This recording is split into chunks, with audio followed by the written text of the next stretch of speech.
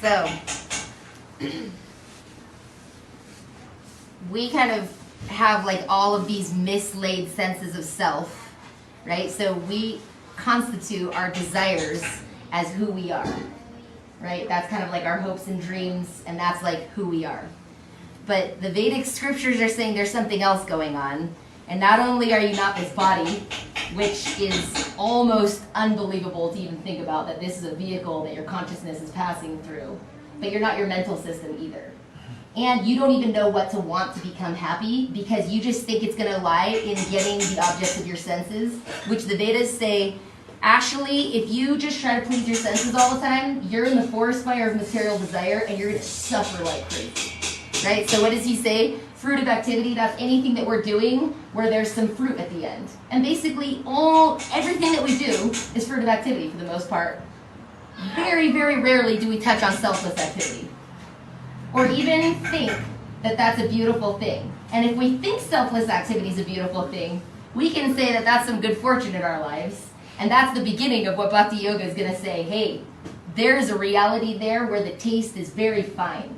And if you think of giving as sweeter than taking, that's the very beginning of what's spiritual life. That's the process, right? So this song, he's saying, the highway robbers. Thug is like this like hardcore word. These thugs, right? That's where the Bengali word thug is where the English word thug comes from. But like the original thugs were actually like super hardcore and like really scary, and actually like did human sacrifice and kidnapped people, and so it's like a scary thing. Like it's basically saying you're getting kidnapped by fruitive activity and mental impositions on how everything needs to be. And they're going to cheat you in the end. Like if you indulge in your senses every day, you're never going to get a vacation. Right? They're just going to cheat you. You're going to be wasted and worn out at the end of all of that. Right? So this is a hardcore song for this poet to say. Right? He's just like diving in. Think about it. This is 4 little small verses. And he's expressing so much in this small lines. But there's so much impact. Right? And actually, right, then greed, pride, envy, and illusion. It's not like 5,000 years ago they didn't have to deal with it. And in 2019, we don't have to deal with it because we have smartphones and we can like make our AC go up and down and heat and stuff. It's like, no. Those are the things that haunt the consciousness of the soul. And that's the battle that you're going to go on as a conscious unit. You're going to start to see like, oh, I'm full of anger. I'm full of greed. I'm full of pride. And those things are not who I really am ultimately. The soul is not actually any of those things. So, right, so the uncovering of who we really are, that's what he's saying, oh, dear Krishna, you're my only friend, you're an ocean of mercy, kindly lift me up by your divine power. He goes, I'm befuddled by all of my senses in a network of illusion. Right? And it's completely relatable no matter when the song was written. Right? How much gratitude do we have to give to someone that gives us a prospect of an idea when we didn't know what to want in the first place? Because we've been trying to figure out all the things that need to happen in order to make us happy. But they're always going to be exploitative manipulations on the environments. They're never actually going with this flow where they're saying, hey, there's a flow of affection and love and divinity and mercy and grace and ecstasy, ultimately, that's happening at all moments. And your very nature is actually to be a part of that. But you're not going to be a part of it as this little succubus on the universe that just wants a bunch of stuff in the right shapes with everyone serving you and just like massaging your ego exactly how it is. So that's sort of like the turning into who we really are, which is, multiple lifetime journey ultimately of uncovering what your real nature is and leaving aside, the highway robbers and the thugs that we think are our friends that are not exactly our friends. So that's really, this is Bhaktivinoda Thakur, so this is the day we're celebrating the poet who wrote this song. That's kind of why we gathered here tonight, is to celebrate his wondrous, illuminating poetry. And it's nice to think also this word sat in Sanskrit. It stands for eternal and also for what is true. Right? So what is true is always true no matter what time, place, and circumstance. Absolute truth is always true. And so there's some really nice themes in here where it doesn't matter what geography you're in, it doesn't matter what economic status you're in, and it doesn't matter all these other details, you're still getting haunted by those same things. It doesn't matter if you're in a hut or a castle, right? These are the journeys that the soul needs to start to transform and turn into to actually make progress in the consciousness world, not just like the material environment where it's like just get more stuff faster. And that's where you can understand that it's spiritual, because it's not limited by time or place or circumstance. Right. What's up with me? What's it, 500 years ago, 100 years ago, now doesn't really matter. Right. The whole thing is, it's always true. It has to do with the self and the self's relationship with the absolute, with Krishna. So it applies everywhere, all the time, and is not limited by anything. Anybody can get this with an open heart. I just want to say a little bit about Bhaktivinoda Thakur. Just in his glorification on the appearance day, or like the birthday. We say appearance because these great souls have descended from the spiritual realm to this realm to help us. So Bhaktivinoda Thakur has appeared in this world, and it's by the kindness of Srila Bhaktivinoda Thakur, ancient teachings that were stimulated and revived 500 years ago. Revived, not only revived, but developed and what's the word? Brought to the culmination of realization by the grace of Sri Chaitanya Mahaprabhu 500 years ago. Anyway, Bhaktivinoda Thakur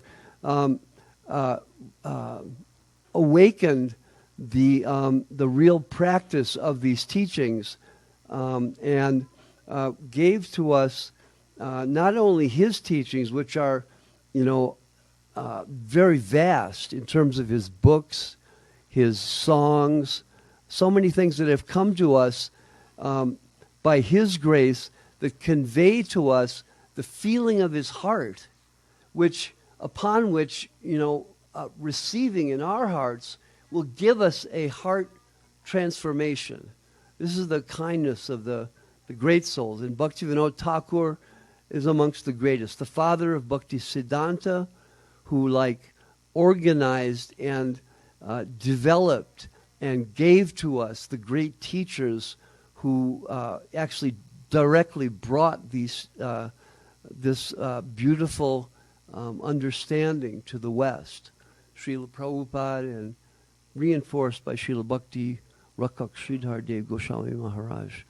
So in my life, I probably amongst the predecessor gurus, Bhaktivinoda Thakur is undoubtedly the one who I've most called out to for help. Because Bhaktivinoda Thakur I was married for 35 years with family, so many things going on, and Bhaktivinoda Thakur was also with family.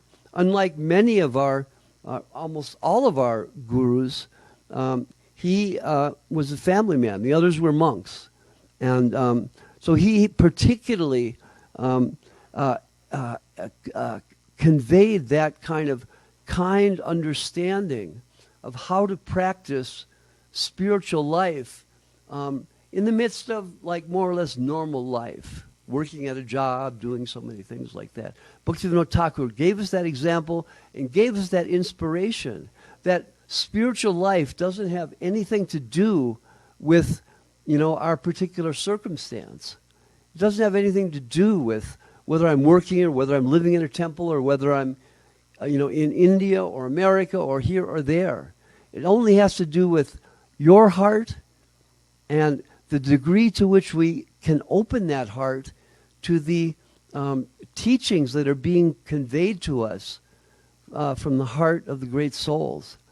And so Srila Bhaktivinoda Thakur, he is, preeminent amongst all of our eminent high teachers. Bhaktivinoda Thakur stands out as, a light that has brightened this modern age. And without him, we wouldn't be sitting here. And it's a fact. We can say this about so many along our line, but really Bhaktivinoda Thakur brought the whole thing from old times to modern times and gave us access to it by his grace and the grace of his descendants. So, today is a heartfelt day where we pray to Bhaktivinoda Thakur and feel his kind mercy coming to us. These holy days are particular days when we can access the kindness of the great souls. And if we, open our hearts and pray, we'll feel loving reciprocation, which is like the foundation of existence, the foundation of reality, is love, and not only love, but loving reciprocation. Love between persons, and ultimately love between ourself, our soul, and the source of our existence, God or Krishna. So, this holy day we offer our deep and humble respects to Bhaktivinoda Thakur and attempt to give some glorification of his kind teachings to us. So, Srila Bhaktivinoda Thakur Avirbhava Mahamahotsava Ki Jai.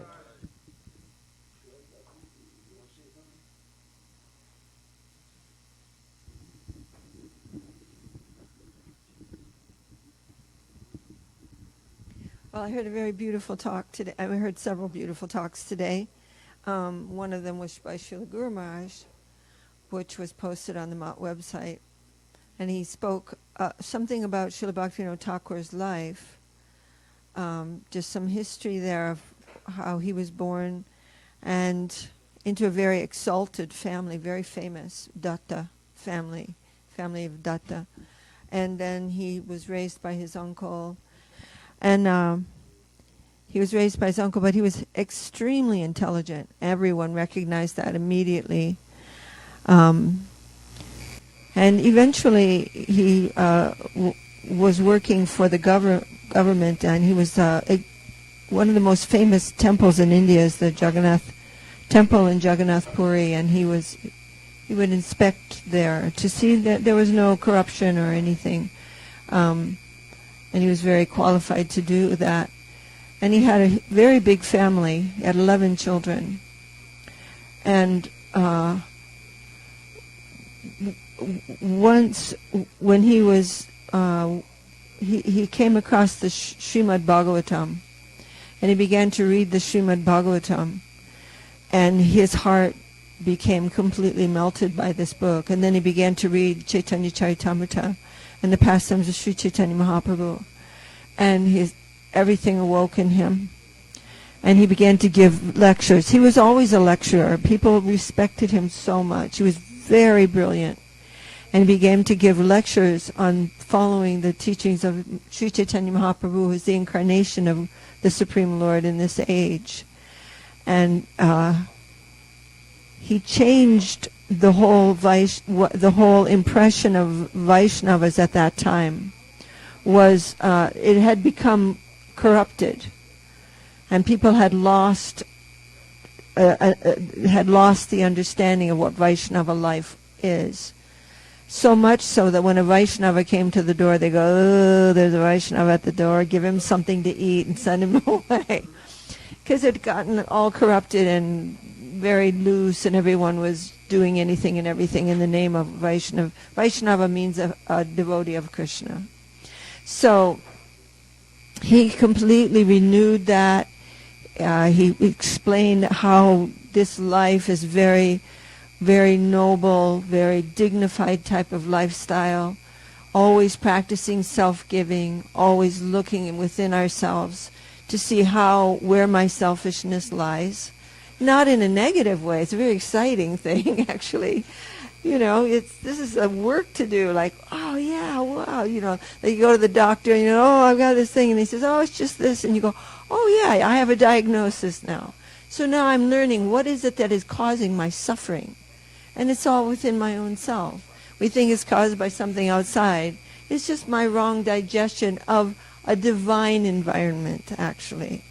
So he was teaching all these things. And in the conclusion of this talk, which is really wonderful talk by Srila Sridhar Maharaj, our divine Gurudev, he said that Srila Bhaktivinoda Thakur, in relation to Srila Bhaktivinoda Thakur, something about Guru.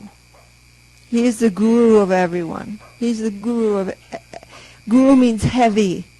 Heavy with substantial reality and truth. Unmovable completely. You can't shake it. It's true. Truth is not something that you can move around. You just do anything you want with it. It's our home. And when we see Guru, he is a transparent medium. And that is why there are so many divine gurus in the line of divine gurus. They are all the medium of the Supreme Lord. And closer looking, we see that he's the medium of the divine serving potency, the self-sacrificing potency, the giving potency, the pure loving potency, which is Srimati Radharani. And when we say Hare, we're calling out to this potency. And closer looking, Guru is representing that. She has come. The divine feminine. She has come through Guru. She is shining. She's the one who is looking for us. She's the one who is bringing us in. She's the one who's teaching us. And so, in the person of Srila Bhaktivinoda Thakur, who gave everything, and he had everything. He's carrying a heart full of truth, and the distributor of that truth, as Srila Goswami Maharaj said, he needed a distributor. Like you have a wonderful first-class commodity, you want someone to distribute it, and that distributor was sent in his own family, Srila Saraswati Thakur, who's on the far right here, and he distributed this far and wide through his disciples, through his exalted disciples, like Srila A.C. Bhaktivedanta Swami Prabhupada, Srila Bhakti Rakak Sridhar Dev Goswami Maharaj, and others, and Srila Bhakti Sundar Govindadev Goswami Maharaj, who are pillars of truth, when something comes from their mouth, you have no fear. You don't have to think, well, gee, I'm not sure about that. You know this is divine truth, and the farther you look into it, the more astonishing it is. Living truth. There is such a thing. So, there must be, right? Are we just supposed to float around in illusion forever? Must be truth. So, Jai Srila Bhaktivinoda Thakur Ki Jai, may he be very, very merciful to us on this holy day. Jai. So this is a special day. This is the day, as everyone said, that Bhaktivinoda Thakur appeared on this world. And sometimes it's a little difficult when we speak about personalities that may have lived 100 years ago. And we think, okay, let's celebrate this day. We have to bring it into more of a context, an understanding. If we can sort of grasp what it was before him and what he brought. There's a very common idea now, and it's a beautiful idea, and it's a true idea, that love conquers all, that love is the purpose, love is the source, and we're meant to love. This idea is the idea of bhakti. And this idea is not a guarantee. It's not a guarantee that people will think like this. It's something that's brought by someone who has that in their heart. And Bhaktivinoda Thakur not only came with that in his heart, this message of Mahaprabhu, that the source is love, that you can perceive that wave of sweetness flowing in your very life now, and you can contribute to it. And that message had gone underground, and Bhaktivinoda Thakur brought it above ground. And not just in a way where he said, hey everybody, we're meant to love, but in a very rich and detailed and practical way. So for example, he laid out the different ways of progressing in spiritual thought. So at the basest level, a human being is an animal, essentially, in a little bit more of a sophisticated way, right?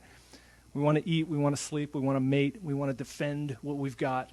We're going to fight over the last piece of meat or whatever, right? And that is what human life can be for generation upon generation. Very brutish, short, and filled with the most base urges, and essentially operating as someone who scratches itches, so to speak. You get an urge and you try and gratify it, right? There's not much more going on there.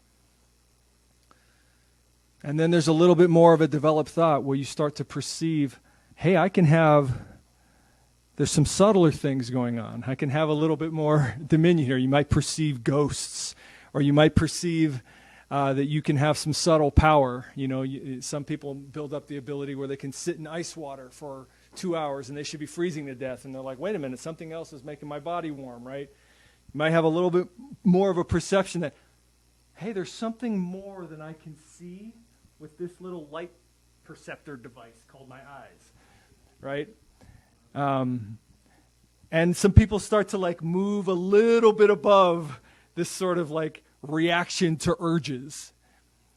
And then there becomes a perception that, wait a minute, there's a bigger picture going on here.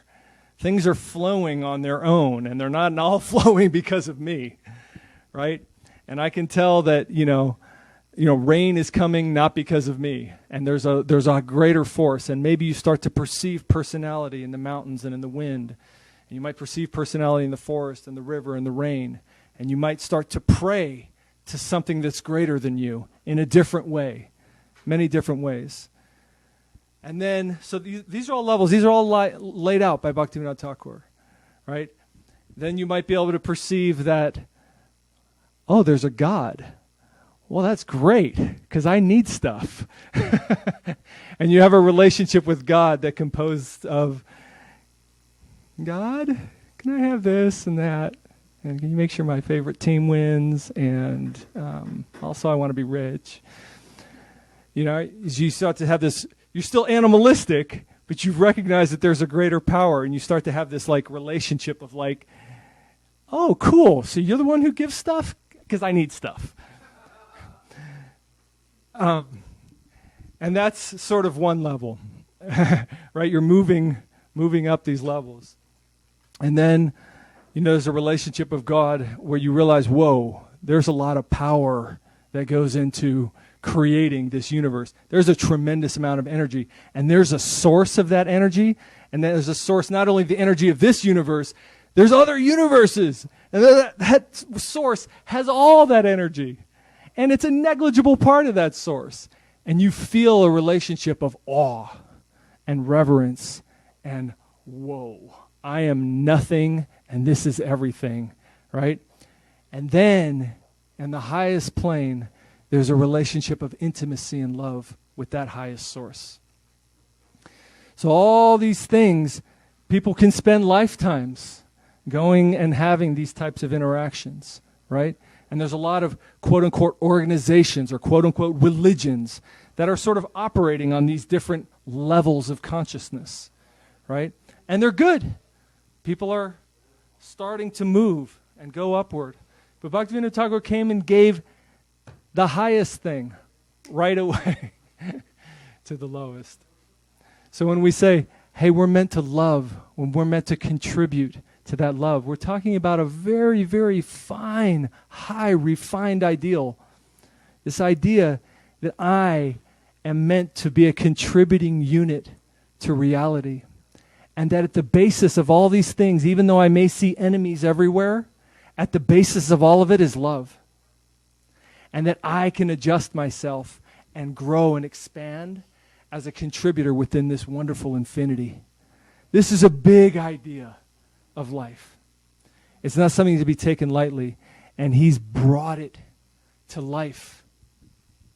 You know, where you may even start out in a completely animalistic condition, and by his mercy, this type of consciousness can be implanted in you, and you can move forward in a life of true progression and true excitement.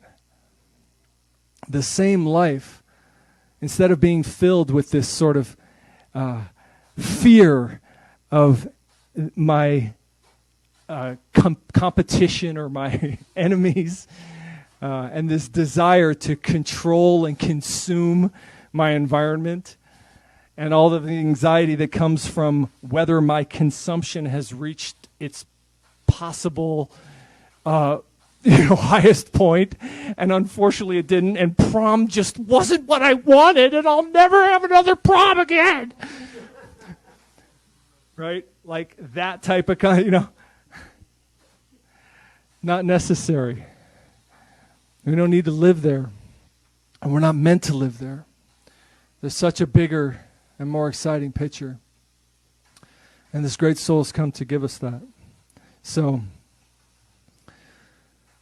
of course, I'm giving just a dimension of Bhaktivinoda Thakur's teachings, but it helps to understand when we say, oh, Bhaktivinoda Thakur, Gurudam, Grantadam, Gaura, Radha, Dhamadam, Namadam, Uda, Bhaktidam, Bhudidam, Bande, Bhaktivinoda Kamsada. This is a great prayer by Guru Maharaj. He's given us Guru. He's given us this teaching potency within our life that we can learn in every moment, and that everything is coming in a sweet and friendly way to progress us. Grantadam, he unearthed all these scriptures. Now I can just do a Google search on like a Sanskrit verse, and like you can see that. At the time that he was, no. I mean, he went and spent years finding manuscripts written on leaves, breaking down and bringing all these ancient books back to life, accumulating and storing those so that they could be distributed. That means Grantadam, Gauradam. He brought the teachings of Mahaprabhu alive. Dhamadam, the place of Mahaprabhu. The whole Navadvip Dham. He unearthed all these holy places that were all hidden and covered in jungle and everything else. Bhakti. And ultimately he came to give the purpose of life, which is to love, which is to have a relationship of sweet giving and devotion with my environment, with everyone around me, and with the Lord. And Bhudidam, he gave that thing which inside of us is the greatest wealth. That thing, that emptiness that we all feel, that we don't know how to fill, it's that thing that's necessary. Bhuridam, and he came to give that. Vande Bhaktivinoda Kamsada. So what kind of relationship can we have with someone who came to give these things? Vande Bhaktivinoda Kamsada. All we can do in our tiny little way is maybe bow down. You can't just be like, hey, thanks, buddy. You're the man. Have to have some relationship of giving ourselves. That's the only way to relate with something like that. So a small, humble attempt to worship such a great personality. And the secret of Vedic culture, there's a story in Mahabharata, which is probably the most famous epic in Vedic culture, where a jungle boy worships the greatest teacher of archery. And he knows nothing. He lives in the jungle, but all he does is worship the teacher. And through that worship, he becomes the greatest archer in the world. And this is a great secret. This type of worship is possible. We may not even know what that wealth is. Our intellect can't conceive it. Our mouth can't put it into words. But we can pray, and that wealth can come to us. That's a great secret of Vedic teaching. That's the principle of Guru. So, today we might know a little bit, we might give a small attempt, but we really don't understand what that heart feeling is, but we at least hold this ideal within our heart. Let me be a loving unit. Let me be a unit that is always smilingly giving to my environment, to those around me, and to the Lord, the source. And this is the great gift of Bhaktivinoda Thakur, and maybe he can be merciful to us and impart such a thing. Jai Srila Bhaktivinoda Thakur ki jai. This is a picture, painting of Bhaktivinoda Thakur here. There's other pictures in some of the other books. But a great scholar, a magistrate, a judge in his life. And I mean, you think about his life, he used to go to sleep at like 10 o'clock at night, and then he would wake up 1, 2 in the morning and go on his roof. He slept only 3 to 4 hours a night. Go on his roof and call loudly with all of his heart and all of his strength the name of the Lord. That was his daily routine. Such a intense desire and life within such a personality. Jai Srila Bhaktivinoda Thakur ki jai.